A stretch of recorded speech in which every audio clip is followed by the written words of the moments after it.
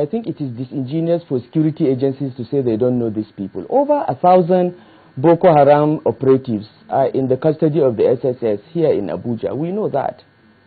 They have been interrogating them, which may include torture and all that, as Mr. Othman pointed out. Is the government saying that after 2 or 3 years of confronting this issue, they have no better information than you and I have? I've been in government and I know that the government has a lot of information. What is lacking, Suleiman, is the will to address this issue. I think the government just wants this to continue because it is profitable for the security agencies to have huge budgets, most of which is stolen. I think they can do better.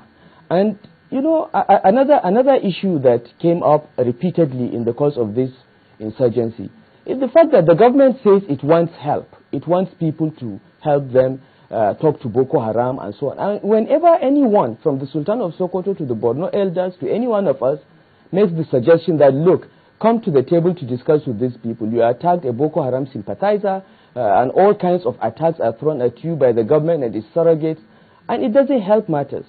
I think the government can do better. It's an incompetent government, we all know, yes, but the institutions, the public servants within the government know what to do, but the political masters, I believe, are not listening. The government should do better. They must do better. Otherwise, they are throwing the whole country into crisis. This is not a problem in the northeast or northwest or the north alone.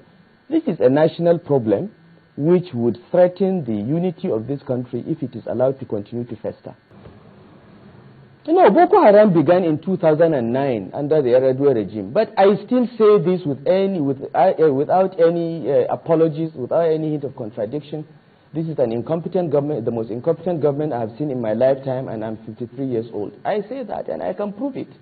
There are many things to indicate that. But coming back to the issue of security that we are talking about, the government has shown no capacity, other than vote big budgets for security. They have shown no capacity to address the problem. The root of this problem, in my opinion, has to do with bad governance. Okay? And more than half of the issues related to bad governance is within the purview of the state government. I think governors in many parts of Nigeria, particularly the north, have failed to discharge their basic responsibilities. This is an issue. It has built up over the years and led us where we are. Okay, but having said that, I want to say that security is a federal problem. The Constitution vests all security powers, the control of all coercive instruments in the federal government.